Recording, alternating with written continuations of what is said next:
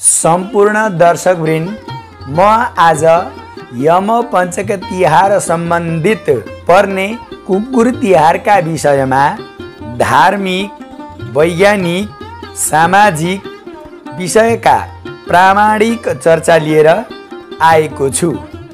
सर्वप्रथम सम्पूर्ण मेरा दर्शकलाई यो आइरहेको तिहारको सबैमा खुसियाली, सुख शान्ति, समृद्धिको कामना गर्दै सबैलाई जय श्रीमन्नारायण। हाम्रो महान चाड यमपञ्चक तिहार हो। सत्य सनातन हिन्दू समाजमा अति नै खुसी हर्षोल्लासका साथमा मनाउने गर्छौं। सोही विषयमा आज कुकुर तिहारका केही विषयवस्तुहरू। कुकुर एक मांस आहारी जीव, रक्तपान गर्ने जीव हो र यसले अन्य अन्न आहार पनि गरेर आफ्नो जीवनलाई जिउने गर्दछ। यसमा धेरै लुकेका शक्तिहरू पनि छन्, जस्तै घ्राण शक्ति, अदृश्य शक्ति, नकारात्मक सकारात्मक सोच शक्ति र विश्वासिलो वफादार जीव पनि हो र पाल्तु जीव पनि मानिन्छ। दर्शकवृन्द, कुकुरलाई सनातन समाजमा धेरै सम्मान पनि दिइन्छ। जस्तै कार्तिक महिनाको कृष्ण पक्षको त्रयोदशी तिथिदेखि प्रारम्भ हुने यमपञ्चक भित्र नरक चतुर्दशीका दिन सम्पूर्ण सनातनी जगतले कुकुरलाई पूजन गरिने गरिन्छ, किनकि कुकुर यमराजकै अवतार पनि मानिन्छ, साथै भैरव देवको वाहन पनि मानिन्छ।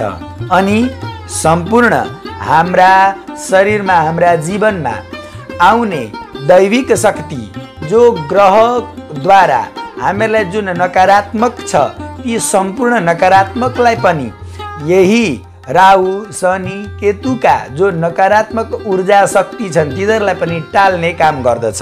र यसमा धेरै विचारणीय गहन विषयहरू पनि छन्। जस्तै कुकुर रोएमा नराम्रो सन्देश अर्थात् सङ्केत पनि हो। यो कुकुर जुन घरमा या जुन गाउँमा रहन्छन्, ती कुकुरहरूले हामीहरूको जीवनमा मृत्यु जस्ता सङ्कटहरू, भूकम्प जस्ता सङ्कटहरू अनि रोग रूढीहरू, गाउँ समाज बीचमा आइरहेका नकारात्मक ऊर्जाहरू, परेशानीहरू, साथै भोकमारीहरू जस्ता अपशकुनहरू उसको आफ्नै भाषा, आफ्नै शैली, हाउभाउ जस्ता सङ्केतद्वारा जनाउने गर्दछ। र उसमा घ्राण शक्ति धेरै भएको हुनाले नै सुँघेरै राम्रो नराम्रो वस्तुलाई पत्ता लगाउने काम गर्दछ र त्यसैले त कानुन विभागमा जासुसीको भूमिका उनले वहन गरेको छ। सम्पूर्ण मानवले घर घरमा कुकुरहरू पालिएका छन् र घर घरमा कुकुरहरू आएर बस्ने गर्दछन् भने ती कुकुरहरूले घर घरको चौतर्फीलाई रक्षा गरेको हुन्छ। धेरै नकारात्मक नेगेटिभलाई उसले बुझेर उसले त्यसलाई हटाउने काम गर्दछ। र कुकुर जसका घरमा मरिरहन्छ, पाल्दाखेरि बिमारी भइरहन्छ भने हामीहरूले बुझ्नु पर्दछ, हाम्रा घरमा तन्त्र विद्याले प्रकोप गरिरहेको बेलामा, नकारात्मक वस्तुले आक्रमण गरिरहेको बेलामा त्यो कुकुरले नै त्यो विषयलाई रोकिदिने काम गर्दछ। र अहिलेको आधुनिक समयमा त हर घरमा कुकुरहरू पाल्न थालिएको छ। तर एउटा विषय के छ भने कुकुर घरमा पाल्दाखेरि अलिकति सावधान अपनाउनु पर्ने आफूले पनि हुन्छ। किनभने जसका घरमा कुकुरहरू घरभित्र जाने, किचनमा या हर बेडरुममा गएर खाटमा बसिदिने गर्दछ, बसाइने गरिन्छ भने त्यो घरमा नकारात्मक नै प्रवेश पनि गर्दछ।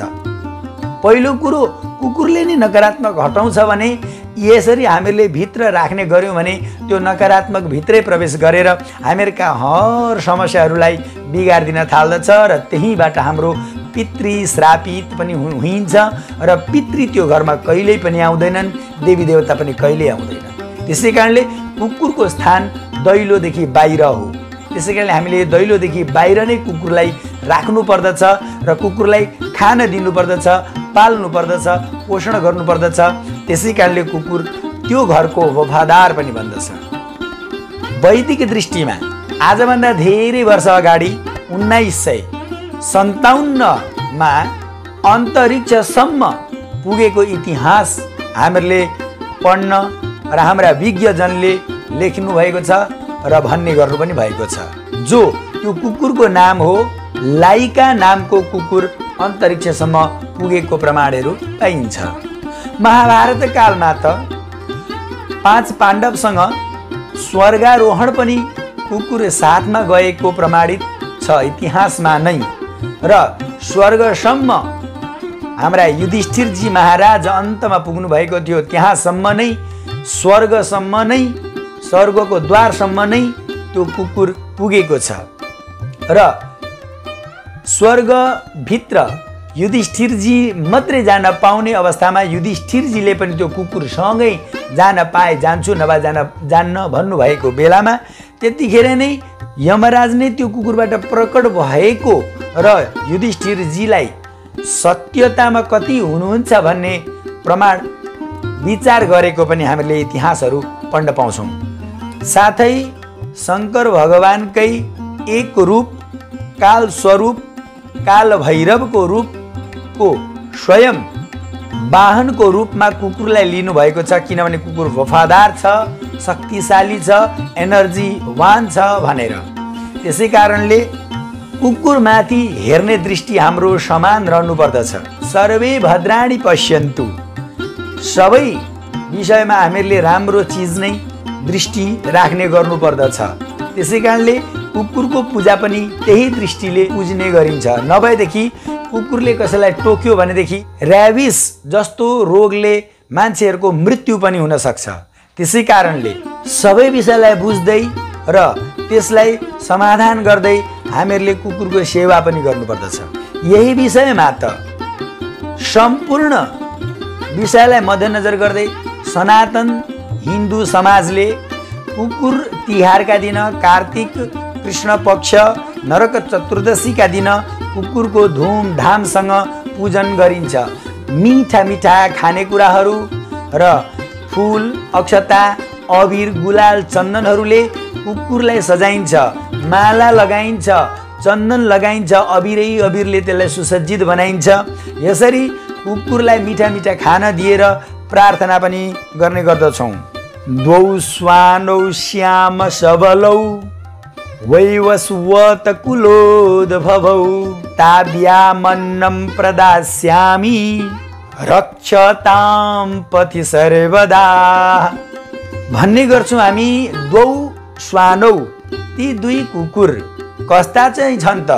श्याम सबलौ, कालो रङ र सबलौ भनेको सेतो या त खरानी कलरको फुस्रे फुस्रे टाइपको। यी चाहिँ यी दुवै वैवस्वत कुलोद्भवौ, वैवस्वत कुलमा उत्पन्न भएका अर्थात् सूर्यपुत्र यमराजका वंशमा उत्पन्न भएका। ताभ्याम, ती दुईलाई अन्नम प्रदास्यामि, म, किनभने श्यामी शब्द अहम शब्द बुझाउँदछ, प्रदास्यामि भन्ने शब्दले अहम शब्दलाई बुझाउँदछ। त्यसै कारणले यहाँ अन्नम प्रदास्यामि, म भोजन दिनेछु अर्थात् म भोजन दिन्छु। रक्षताम, तिमीहरूले रक्षा गर्नु, कहाँ? पथि, यात्रामा अर्थात् बाटामा अर्थात् कुनै पनि क्षेत्रमा हाम्रो रक्षा गर्नु। कहिले? सर्वदा, हर वक्त, हर पल, हर क्षण, सबै बेलामा। यसरी भनेर हामी प्रार्थना गर्दछौँ र धुमधाम साथमा आरती गरेर दियो बालेर कुकुरको पूजन गर्ने गर्दछौँ।